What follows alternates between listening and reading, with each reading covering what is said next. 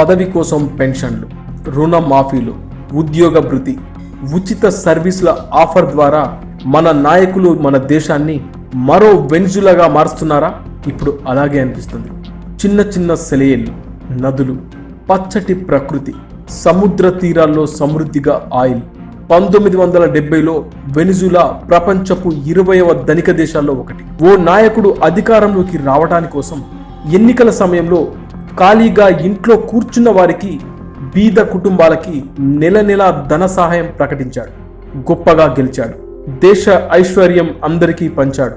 తర్వాత ఎన్నికల్లో కార్మికుల, ఉద్యోగస్తుల జీతాలు 5 రెట్లు పెంచాడు.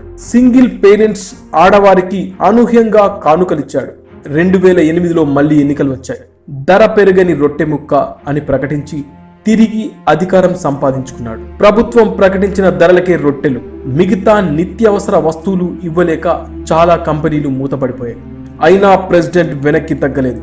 దేశంలో ఆయిల్ ద్వారా వస్తున్న డబ్బు బోలెడు ఉంది. టాయిలెట్ పేపర్ కూడా విదేశాల నుంచి దిగుమతి చేసుకున్నాడు.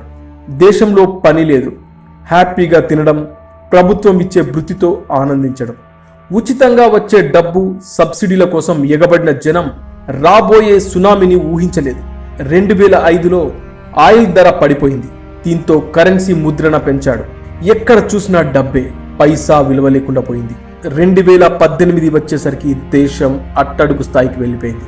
ఉచిత సబ్సిడీలు ఆగిపోవడంతో దానికి అలవాటు పడ్డ యువకులు కత్తులు, పిస్తోళ్లు పట్టుకొని లూటీ చేస్తున్నారు. తిండి లేక జూలో జంతువులన్నీ చచ్చిపోయాయి. వెనిజులా ముఖ్య పట్టణం పేరు కరాకాస్.